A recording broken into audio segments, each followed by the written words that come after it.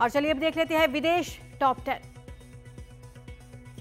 America के नवनिर्वाचित राष्ट्रपति डोनाल्ड ट्रंप को हर्षमनी केस में न्यूयॉर्क की कोर्ट से सजा सुना दी गई। हालांकि सजा सांकेतिक है। ट्रंप को ना जेल जाना होगा ना ही जुर्माना देना होगा। फैसला सुनाते हुए जस्टिस मर्चेंट ने कहा, राष्ट्रपति पद की कानूनी सुरक्षा अपराध की गंभीरता को कम नहीं करती। न्यूयॉर्क की कोर्ट से सजा सुनाए जाने के बाद डोनाल्ड ट्रंप ने एक बार फिर से कहा, मैं निर्दोष हूं, मेरे साथ भेदभाव हुआ। दरअसल ये मामला मेरे खिलाफ राजनीतिक साजिश का है। ऐसे में ये केस मेरे लिए बहुत बुरा अनुभव था। उन्होंने न्यूयॉर्क की कोर्ट सिस्टम पर भी सवाल उठाए। अमेरिका के लॉस एंजलिस में लगी भीषण आग लगातार फैलती जा रही है। भीषण आग से अब तक 10 लोगों की मौत। 4 दिन से लगी आग लगभग 40,000 एकड़ में फैली। इसमें से 29,000 एकड़ का इलाका पूरी तरह जल चुका है। आग से करीब 10,000 इमारतें तबाह। करीब 2 लाख लोगों को तुरंत घर खाली करने को कहा गया। भीषण आग के चलते 2 लाख से ज्यादा लोग बिना बिजली के जी रहे हैं। लॉस एंजलिस में फैलती जा रही आग की वजह से हॉलीवुड के ऐतिहासिक स्थल खतरे में। शहर के प्रतिष्ठित हॉलीवुड साइन को खतरे में माना जा रहा है। हॉलीवुड बाउल और ओवेशन हॉलीवुड ने बताया कि उन्हें निकासी के आदेश दिए गए हैं, जबकि टीसीएल चाइनीज थिएटर शाम के लिए बंद हो गया है।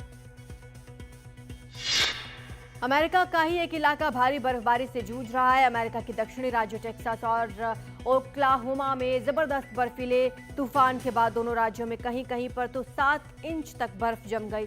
फिलहाल इन दोनों राज्यों में स्कूल बंद कर दिए गए हैं। बर्फीले तूफान की वजह से 2000 उड़ानें रद्द करनी पड़ी हैं।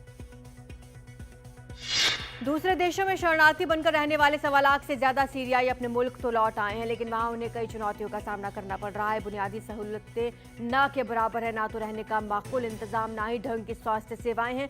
रोजगार के मौकों की भी भारी कमी यहां पर हो रही है।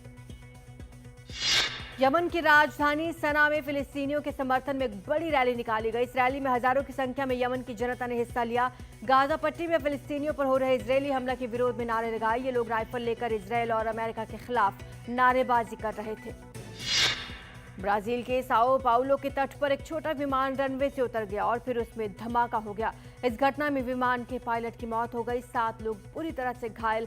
बताया जा रहा है कि हादसा बारिश और गीले रनवे की वजह से हुआ। एक तेल टैंकर द सुनियन पर हूथी हमले के कई महीने बाद उसे सुरक्षित लाया गया, यानी उसे समंदर में तेल रिसने का खतरा टल गया है। इस टैंकर में 10 लाख बैरल कच्चा तेल है। 21 अगस्त 2024 को इस पर लाल सागर में हूथी हमला हुआ था। अगर ये तेल समंदर में फैल जाता तो यह पर्यावरण के सबसे बड़े हादसों में हो सकता था। यूरोपियन क्लाइमेट एजेंसी के वैज्ञानिकों का अनुमान दुनिया के लिए खतरे की घंटी है। एजेंसी के मुताबिक ऐसा पहली बार हो रहा है जब इस साल दुनिया 1.5 डिग्री सेल्सियस यानी 2.7 डिग्री फ़ारेनहाइट से अधिक तापमान पर पहुंच गई। एक साल में तापमान का इतना ऊपर जाना 2015 के पेरिस समझौते में तय किए गए लक्ष्य से बिल्कुल अलग है, जहां वैश्विक तापमान को 2 डिग्री सेल्सियस नीचे रखने का लक्ष्य रखा गया था।